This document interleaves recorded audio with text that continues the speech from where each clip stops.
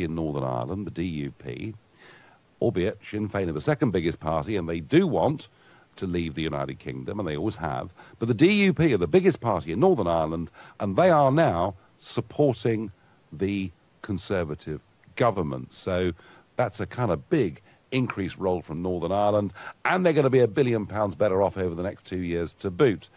And significantly, today in Scotland, Nicola Sturgeon has said that plans for her second, and she calls it an independence referendum, I call it a separation referendum, but either way, that those plans are now put on hold, and she will wait and see what Brexit actually looks like before considering holding another referendum. Now, I suspect the real reason for that is, firstly, the SNP are nowhere near as strong as they were before the election, but secondly, people don't want a second referendum on separating from the UK, and actually the margin this time, I think, will be a lot wider than 55-45. So after these years of speculation about the United Kingdom coming apart at the seams, Scotland leaving, perhaps Northern Ireland too, I think things look very, very different this evening.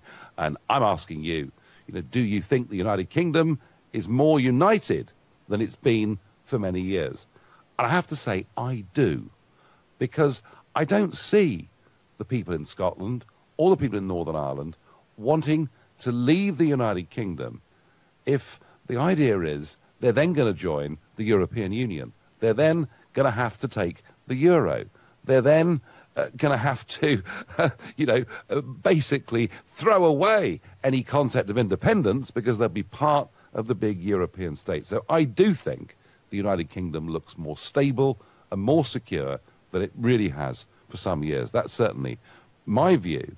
But I mean, I want to know what you think, and let me know. And if you agree with me that actually it looks very likely now that the UK will stay together, well, you can call me on 0345 60 60 973. You may think, nope, nothing's changed. We're as divided as ever, and perhaps Brexit will in the end break up the UK. Well, text me on 84850, and perhaps you think maybe this is all a step in the right direction, but it's still a long, long way to go. Then you can tweet me on @LBC, not forgetting the hashtag Farage on LBC, and you can watch the show live from here in Brussels by going to LBC's Facebook page now. And a bit later on, I'll tell you what I've been doing here in Brussels today. And our first caller, just to show the true international dimension of all of this, is Scott, who's calling from Florida. Scott, good evening, or good afternoon, sorry. Good afternoon and good evening to you, Nigel. Big fan. Thanks for Brexit. I wanted to say about the United Kingdom, I think internally it feels much more divided than it really is at the core, because looking at it from across the pond, I feel like the referendums that you've had in recent years with Scotland, Brexit, and so on have actually helped to clear the air on things that have been debated for over a generation. And so I think that the healing's starting, and I think really you're more united than you think. Well, Scott, I rather do suspect that. I mean, tell me, what interest do you have in this? Do you have sort of Scottish or Welsh heritage? What is it about this debate that fascinates you? I'm a sort of British mutt, if you like, because I have Ulster blood in me. I have Southern Irish blood, English, Welsh, so basically all corners. Yes. And you would like to see the UK stay together, yeah? Oh, definitely. Yeah. I wrote to Andrew Rosendale a few years ago, the MP for Romford, and yes, he was saying something about how nice it is to have a British stalwart overseas. And I think I'm proud to be an American, but I think you can love Britain and be proud of your roots there at the same time as you love being an American. Well, I feel the same the other way around. And I spent much of my working life, Scott, working for American companies. And as you know, I got myself a bit involved last year in the presidential election campaign. And I've been visiting back and forth on quite a regular basis. And I'm really hopeful, Scott, that between our two countries, we're going to get a whole lot closer as a result of Brexit in terms of trade and everything else. Scott, thank you all the way from Florida for supporting our United Kingdom, which I agree with you, looks safer and more secure than it has for some time. I wonder what Christian in York thinks of that proposal. Christian, good evening. All right, Nigel, how are you doing? I'm doing all right. So what do you think? Yeah. I think we will be more united once, like, Northern Ireland and Scotland see us leave. They say, well, the thing is, no deal. I think no deal would be better than a bad deal, because have you seen the EU lately? They're playing up that we're leaving. They're being childish of how we're leaving the EU. They're trying to say, oh, we need out. They want us out, and they're being childish about it, personally. Well, I think some have been. Some have been. I mean, I'm hoping that what's going to happen now is that we're actually going to have some sensible negotiations that take place between Monsieur Barnier and David Davis, and all of the sort of silly punishment demands we were hearing will be dropped. And, you know, I guess Nicola Sturgeon will say, well, you know, if we don't get a deal, the Scots may not like that, and maybe in those circumstances we'll have a second referendum on leaving the UK. But you know what, Christian? I don't think it's going to happen. No, I don't think it's going to happen. Because they need to, because they're going to see what Brexit is all about soon enough. They're going to see how great we're going to make this country. Well, and if there is no deal, I'd tell them to, you know this leaving bill that they've got on, this big leaving bill. Yeah. I'd tell them to stick it where the sun doesn't shine, personally. Well, Christian, much as I share some of that sentiment, I think maybe the David Davis approach should be tried to begin with, where it may come to that in the end, and David Davis may have to say that to them. But I'm sure you'd agree with me, that should not be our offering gambit, should it? No. Personally, I think they should have you leading negotiations. What? I think you'd be brilliant for the negotiations for leaving the Brexit. It's very sweet of you. I'd love to, but the government don't really like me very much, so it's a bit unfortunate. Christian, thank you very much for your call. Stuart says to me, messages me, he says, of course the Scots now want to stay. How long before they now start asking for more money after the DUP settlement? Well, actually, Stuart, that's been happening already. They've been saying how unfair it is. And Mikey says, funnily enough, Nigel, when Theresa May took over, she declared her love for the Union, and she's solidified that. Yes, probably, though, by accident, I suggest. Barbara in Edinburgh. How's it feeling in Edinburgh tonight after this big announcement from Nicola Sturgeon? Oh, well, it had to come. I expected it. Yes? Yes. And is that because support for independent stroke separation is genuinely diminishing in Scotland? Well, I think so, because, as you know, that quite a number of SNP supporters didn't want to stay in the European Union, and I think that's been a big factor. Well, you know what? A third of SNP voters voted to leave. There's probably I think actually the most pro-Remain parties in Scotland, well, the Liberal Democrats obviously, but actually the Tories in Scotland are were a very pro-Remain party. I think they still are a bit. You know what I mean? Yes. No. Well, I do. So in a sense, you know, if you're a Scottish nationalist, and if you believe in what Salmond and Sturgeon have been telling you, and the flag, and we can do this on our own, and all the rest of it, and if you believe in that, and then the next sentence you're told, but we'll be part of the European Union, where foreign parliaments and courts and everything else will make decisions, it's not hard to see. It's not hard, Barbara, really, is it, to see why a genuine nationalist would not want to be part of the European Union? That's right, and of course I have a bit of more respect for people who genuine independent seekers. Yes. Even though I disagree with them, it doesn't make sense to me. It's just this English-hating aspect of things that really gets me. Well, some of it, I have to say, I've experienced myself in the streets of your fine city. Not an experience I'd wish to repeat again. Barbara, is the Union safer now than it was a couple of years ago? I believe so. But can I just say, Nigel, I'm actually moving to England just to be safe. Just to be safe. I'm sure you're very safe in Edinburgh, and I don't think you've got anything to fear at all. No, I really am moving to England. Right. And whereabouts in England are you coming to? Chichester. Chichester. Very nice indeed. Yes. Barbara, terrific. Thank you very much indeed for your call. And you're listening to the Nigel Farage Show here on LBC, and it's 7:15. So the Northern Irish DUP are keeping the Conservative government in business. Today, Nicola Sturgeon has announced that plans for a second separation referendum, IndyRef2, have now been put on hold. And I'm saying to you that I think the United Kingdom is looking a bit more united than perhaps it did a couple of years ago, despite all the fears that were expressed over Brexit.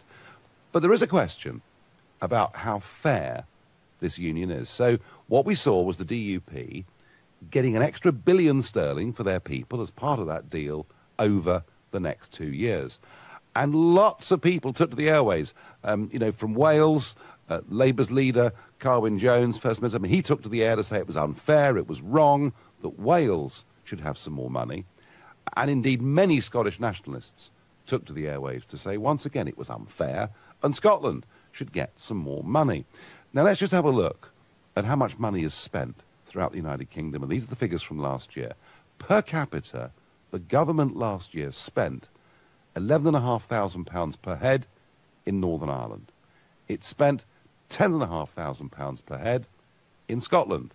It spent almost exactly £10,000 per head on people in Wales, and in England, £8,800. So it's interesting, isn't it, that lots of voices in Scotland and Wales saying it's not fair. Nobody in British politics saying, hey, what about the English? We seem to be getting a really rotten deal out of all of this. I wonder whether there are some of you out there who think that whilst the United Kingdom will stay together, or perhaps you think it won't, but it will stay together, that actually there needs to be a fairer financial settlement because England is subsidising too much of it. I know if Alex Salmon's listening, he'll go berserk. He hates that thought. Charlie in Cardiff, are we a more united union than we were a couple of years ago? I'm hoping we are, yes. I think Mrs May has actually done us a favour by having the general election.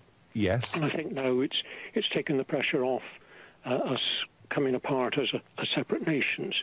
I still think we're divided between those who are pro-European and those who are not. And actually, I'm quite interested in your comment about the Scottish independence referendum, as the Scots and Nats call it, or separation referendum, as you call it. Yes. And I'm wondering what the subtle difference is and what you regard the EU referendum as. Was that an independence referendum or a separation referendum? Oh. Are you a separatist or...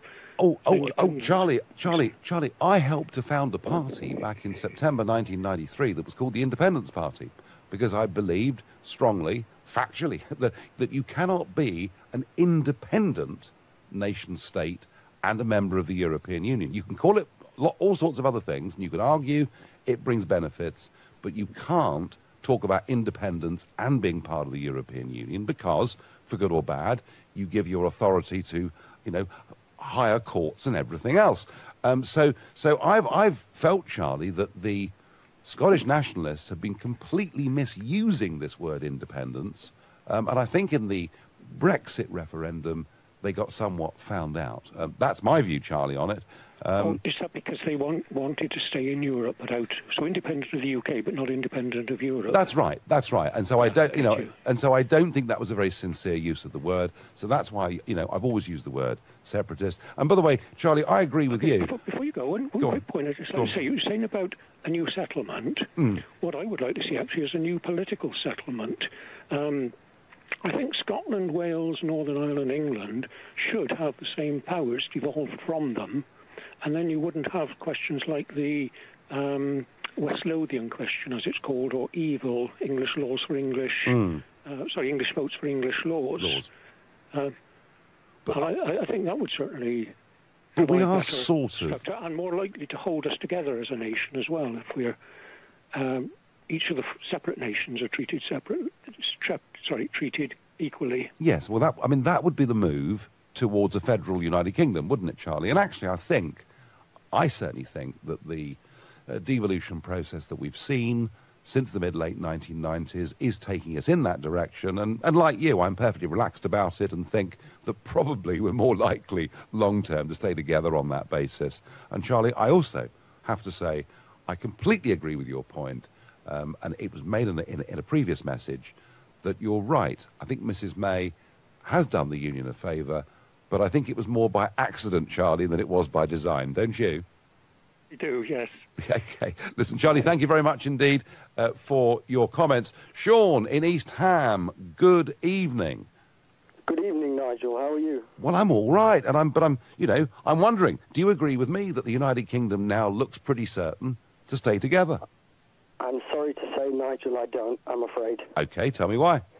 Because I believe the election was the fuel to the fire. Because I don't see how Theresa May in any way is able to get a good Brexit deal for the UK, because for one, we've got a Scottish National Party and a Scottish First Minister who always seems to want independence, and during the referendum and after the referendum vote came in, believes that she wanted to leave the Union and go to be in the EU rather than the Union. And we've also got a Northern Ireland without an executive, have no government to represent them in the negotiations.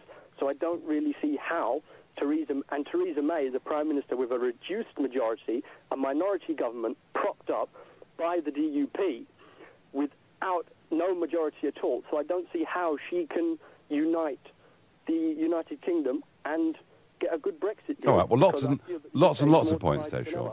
Lots and lots of points there. I mean, firstly, I would say to you that, yes, you're quite right, Northern Ireland's been in complete stalemate, but I think in terms of Northern Ireland's influence over UK politics as a whole, this has been a pretty historic week for them, and I'm pretty sure that we are going to get back to business instalment before too long. I'm confident of that. At least I hope that's what happens. As far as Scotland's concerned, well, Sean, as I say, I don't believe the word independence makes sense, because you cannot be independent and be in the European Union. But Mr. Juncker has said that Scotland, if it left the UK, could reapply to join the European Union. Right at the moment, Sean, they'd probably be rejected, ironically, because their public finances are so out of kilter. But the reason people would not vote for this, Sean, is it would mean joining the euro. Any new member state that comes into the European Union has to make a commitment to join the euro. And I just don't think the Scottish people would vote for that. Yeah, but during the referendum, I voted for Remain. I'm not ashamed to admit it. But now I've sort of shifted away, and I've sort of come into the mindset now that I believe that as we begin the negotiations and this failed general election that Theresa May called, I believe that we would be better off outside of the EU, because we could forge our own place in the world. And I feel that we won't be any more poorer or any more less strong than we are now. We're without the EU, because before we went into the EU, we managed just fine. So we can manage without it now. Well, Sean, that's an interesting shift in your position. And do you want to see the United Kingdom stay together as a whole? I do, because my grandfather, he was Irish, and my aunt, she's Scottish. So, and I spoke to them about the possibility of the union breaking up, and I've always thought, because I'm speaking from a young person's point of view, because I'm 19. Yep. And I thought that all I've ever known really is the United Kingdom as England, Scotland, Wales, and Northern Ireland. And I feel that if we, somewhere down the line, came the point where it was just England, Wales, and Northern Ireland, and Scotland was an independent country, it would be very hard to think, well, you were with us for so long. It would almost, in a way, be I would feel a sense of betrayal, because we were one union together, where our people live here, our British people live here, English people live here, and Scottish people live in Scotland, and Scottish people live in Scotland, and English people live in Scotland, and all over the EU. So I feel it'd be a sense of betrayal. Well, I don't think it's going to happen, Sean. I don't think it's going to happen. But I don't. But your point about betrayal is interesting, because there are some people in Brussels who say, look, that's that Farage bloke. He's betrayed us. He's betrayed the European Union. So that word can mean many things. Sean? I think personally, Nigel, you've done more to unite the United Kingdom and bring the United Kingdom stronger than either Theresa May or David Cameron ever did. Well, I don't know about that, but I thank you, Sean, for your call. Call us again soon. John in Omagh, Northern Ireland. been a good week for Northern Ireland, hasn't it? Yes, hello, Nigel. Thanks very much for taking the call. It has, and it hasn't in some ways. I think in answer to the motivation that we have there, I think politically, structurally, the union has been tightened up. I think it's more secure. Yes. On an individual level, I feel that the disruption and the comparisons between Northern Ireland and the rest of the regions throughout the UK will be harmful. I think there's one issue that I would just try and make with you very, very briefly, and again, thanks for taking the call. That's okay. And it's this one. I live in Omagh, and you would know the residents of that. I wouldn't go for any special case pleading for Northern Ireland, but there should be some acceptance of the fact that, for 30 plus years, and I grew up during the Troubles here, I saw them face to face. It was hard times, and financially and structurally, the money that went into the security apparatus, police stations, the army bases, everything else, that was diverted away from investment and infrastructure. And we fell behind the south of Ireland and all the other regions. Now, John, I do accept. John, I understand that point, and it's a point that's been well made with the DUP. But do you think at some point in time the English look at this formula of spending per head in Northern Ireland, Wales and Scotland and start to say, is this fair? Yes, I agree. Yeah, at some point. The acceptance of the Troubles, though, should be distinct from what has happened. That's the point I'm trying to make. Yeah, no, and John, listen, you've made the point beautifully. I thank you for your call. You're listening to the Nigel Farage Show. Big story that broke overnight in America was that CNN, the news network, the one oft derided by President Trump and with whom he's been absolutely at war, overnight, there have been the resignations of 3 quite big-name journalists at CNN. It concerns a story that they put out last Thursday suggesting that Anthony Scaramucci, who was a member of the Trump transition team, had had a formal meeting with the head of a big Russian investment fund, that investment fund took its money from Putin's government, and that there was a big Senate Intelligence Committee investigation. That is what CNN put out last week. Turns out that all of that evidence came from just one unidentified source, and CNN, realizing they're in real trouble with this story, have clearly forced these 3 journalists to resign. Do you think that President Trump took that without saying anything? Oh, no. Fake news. CNN is looking at big management changes. Now they got caught falsely pushing their phony Russian stories. Ratings way down. And then he goes on, Trump, he says, so they caught fake news CNN cold. But what about NBC, CBS and ABC? What about the failing New York Times and Washington Post? They're all fake news. So Trump, having got really quite a big scalp with CNN, clearly absolutely at war with that media that he accuses constantly of fake news. Well, in this case, it certainly was fake news.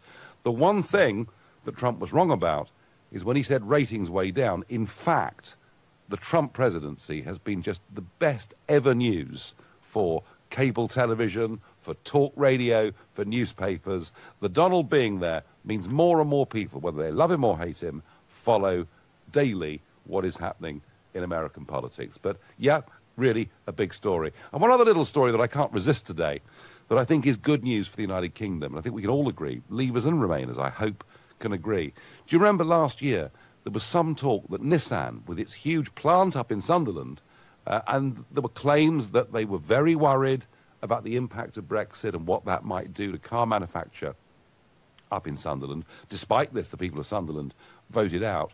Well, today, the Japanese Prime Minister, Shinzo Abe, says he wants a stronger bond with the United Kingdom post-Brexit, and that informal negotiations between us and them on a trade deal are to begin straight away, something that has been welcomed by Liam Fox, the International Trade Secretary. So I would say, whichever side of the argument we're on, that surely must be good news for the United Kingdom.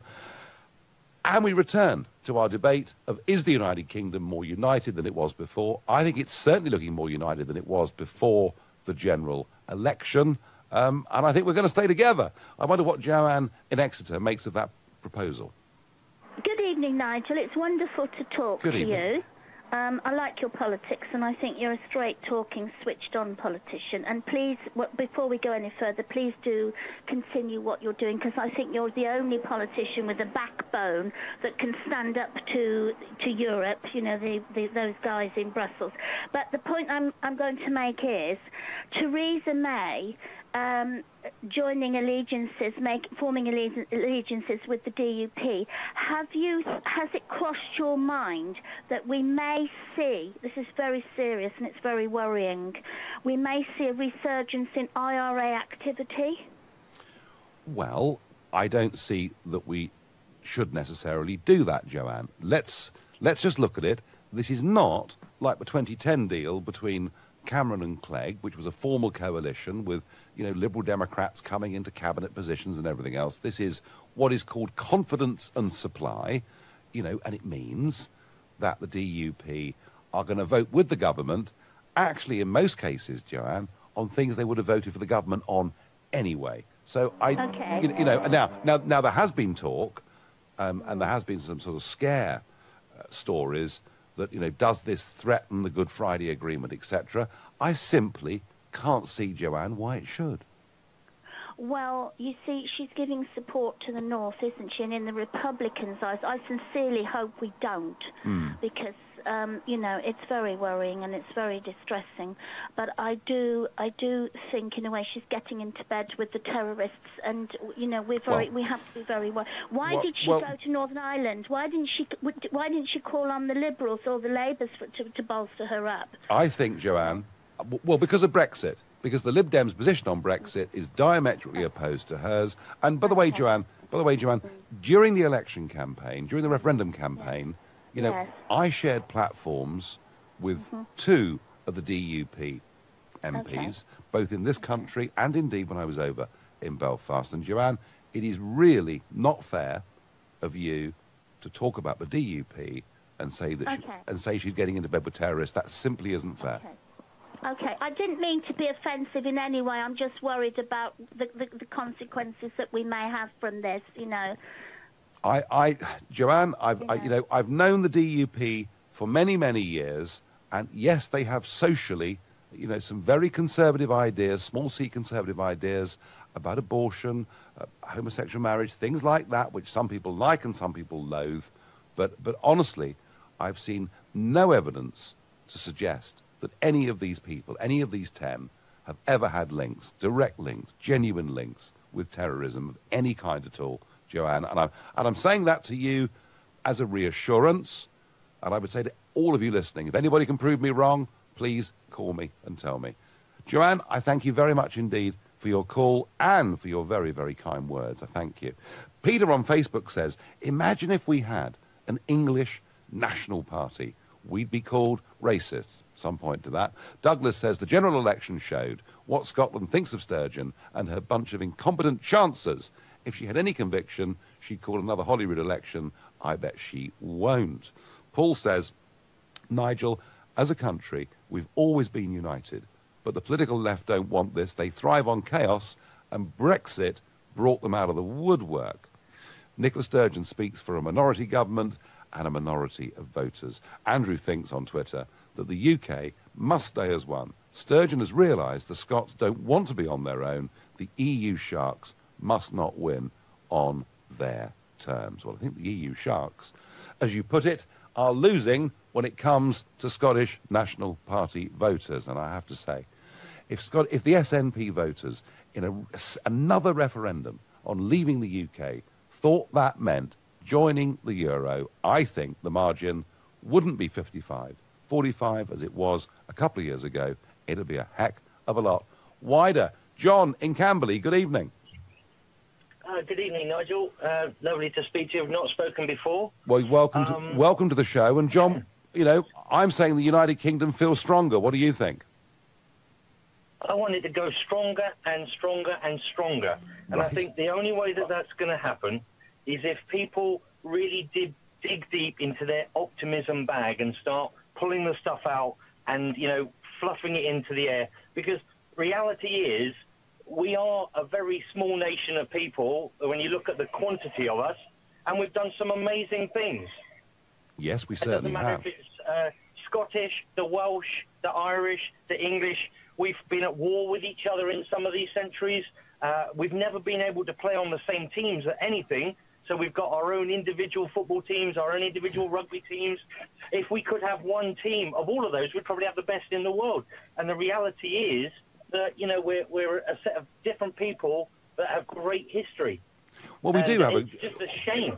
So, John, you would like to see a United Kingdom football team? Not okay, fine. That's your proposal. I can't see that being very popular, because I think that whilst we do want to stay as a United Kingdom, although there are some in England, I think, who would like to see a different financial settlement, but whilst we do want to stay as a United Kingdom, do you know what, John? Your plan for a united football team is never, ever going to work, in my view. Well, we've got to do something, and we've got to get away from this shopkeeper mentality and start getting back to, you know, the inventing, the entrepreneurial spirit, and literally take this as an opportunity to really, you know, get money back into the system to build the infrastructures and stuff behind us. Profitable businesses employ people, and it's all down to ideas at the moment. And you think, ideas. and you think, John, that a United Kingdom that is more strongly linked together would produce more entrepreneurship. Is that the point you're making? 100%. If we have the best of Scotland, the best of Northern Ireland, the best of Wales, all saying, right, when we do something, we bring everybody up with us. You know, a leg up and a leg out of Europe. That's what we need. John, you put your point very clearly. John, I think, who's just made the strongest argument I've ever heard for the United Kingdom. A true believer. Right now, you're listening to the Nigel Farage Show. Well, I've been in Brussels for the day, but I did actually get up rather early. 3:30 this morning I got up and headed off to get the first channel over to the continent, where I was very, very lucky to go to a little First World War cemetery called Brandhoek, just behind Ypres, where I met up with Lord Ashcroft. For those that know Lord Ashcroft, Tory peer, former Tory treasurer, and the biggest collector the world's ever had of Victoria crosses. I think he owns 205 of them, and they're all there in the Imperial War Museum. And today he was visiting and doing some filming at the grave of a man called Noel Chavasse, who won, not one, but 2 Victoria crosses in the First World War. He was a medic, stunningly brave, and Ashcroft was there, and he had the medals with him. So I've actually held today a VC with a bar, a double VC, something I will never do again in my life. And so I'm very grateful to Lord Ashcroft for that unbelievable opportunity. And if any of you have never visited what is basically an hour from Calais by car, I'd recommend that you do. What of the United Kingdom? Robert in Borough, what's the future of the UK? Is it good or bad? I think it's a bit troubled at the moment. Okay. The DUP, I don't think, are fit to support our government. Why not? Most of them are orange men. Most of them are orange men, which is a sectarian organisation. You can't be Catholic or married to a Catholic and be an orange man. Well, that's not a good start to supporting the government. Okay, look, I do understand the point you make about, you know, the huge religious differences that exist between Northern Ireland and London or most of the rest of England. I get that, but actually, Robert, this government is not going to put forward, at least not that I can see, any very contentious social legislation, is it? Oh, I agree with you there, but it's like going into government with a party that wouldn't allow Jamaicans in. You wouldn't. I think the English people wouldn't dream of having them sort of people near government. And that's what we've done with the DUP. They're not fit to be near government, to be influencing it. They're sectarian. They're endorsed by the UVF, the Red Hand Commandos. who would be pretty close to the Orange men anyway.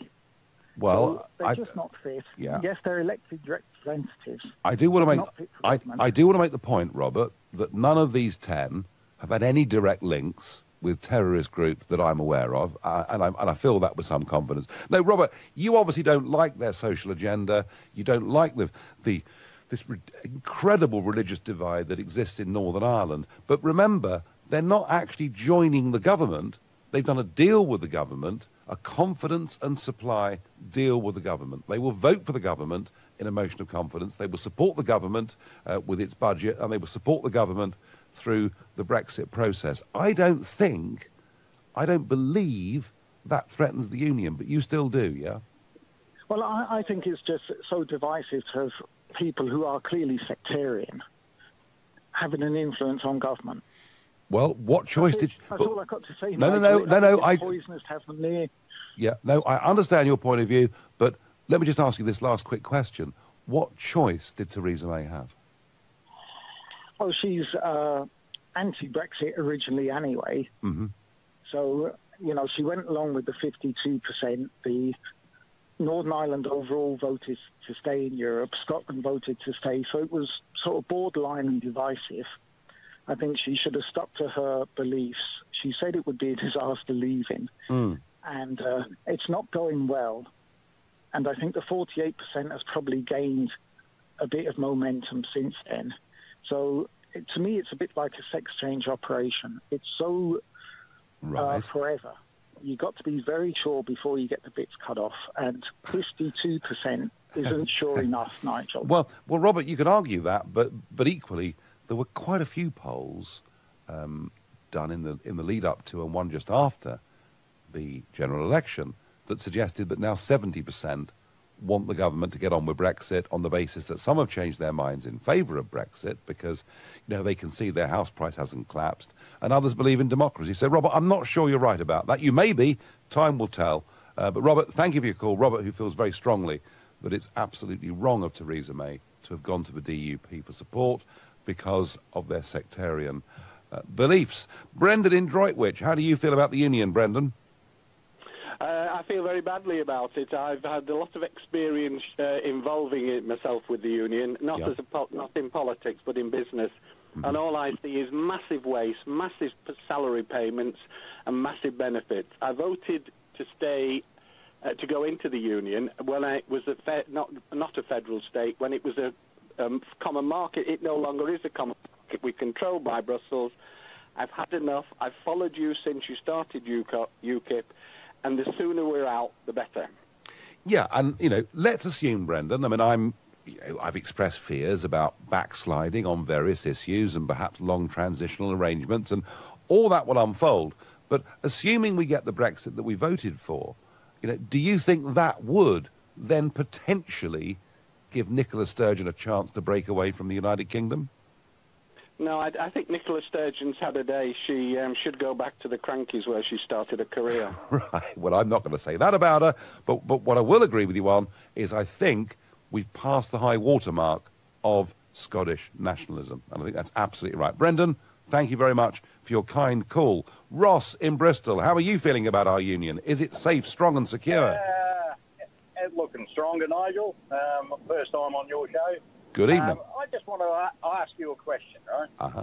Where you're part of the EEC at the moment, right? Mm-hmm. Now, what makes the UK different from the EEC? You still have 4 countries that live and work, use the same currency, and depend on one another out of Westminster. Because... So what's the difference between the EEC and the UK? Because we have a common language, a common culture, with differences, yes, but a common culture, a common shared history.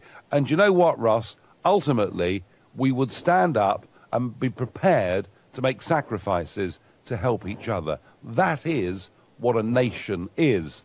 And what the as you called it, the EEC, well, it's not that anymore, is it? It's the EU now. What they've done... That's what I meant. Yeah, what they've done is to give people a flag, an anthem, a president, and to say, you're all Europeans now. Well, actually, the French feel French, the Germans feel German, and it's still a small minority of people who feel European is their identity. Ross, I think that's the difference, don't you? Yeah, to a degree, but then you've got the Welsh that'll stand up and say, you know, we're proud of being Welsh, and the Scots do the same, and so do the Irish. And if you look at my country, we're the same. We have 6 or 7 states, and each state is proud of its own history, and yes, but you still identify with Australia, and I think, you know, what I'm saying to you is the majority of people across this United Kingdom identify first and foremost with their United Kingdom or British or other ways of putting it, identity. We don't recognise Europe being the same thing. Ross, I thank you very much for your call. Joe says, Nigel, I used to support the SNP, but now feel more affinity with Brexiteers in England than dependency culture Scots. I'm with you guys.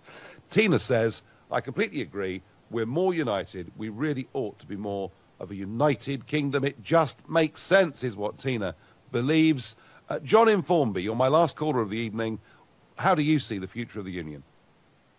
Well, I think there are worries and cracks and divides, but I think the defeat of Sturgeon at the election, for that's what it was, does set back Scottish independence some time. If I could coin an expression, there have been insurgents. People who are fed up with her. They don't want another referendum. No, they really don't, do they? But there's a second factor. There's the fact that so many services up there are appalling, not least education. And many Scots are worried about that. If I could leave you with a final thought about the paradox of Sturgeon wanting independence but wanting to be ruled from Brussels. Yes. It's rather like if Mr. Spock came to Scotland and he would say it's independence but not as we know it. Very good. John, superb. John, we've had lots of first-time callers tonight. John is a regular and always makes some really super points. Well, I have to say, my final thought on all of this is that the idea that Brexit would break up the United Kingdom, and that's why we should either not vote for it or reverse it, was something put about by the Europhiles, put about by the Blairs, put about by the Hagues, put about by everybody in this building here in Brussels, and it's proved already to be total and utter rot. The UK is going to stay together, and I think that's a good thing, and I support that, but I do think we're going to get at some point in time a growing English voice which says the financial deal actually that the English are getting out of this is pretty rotten and needs to be improved. You've been listening to the Nigel Farage Show. I'm back tomorrow,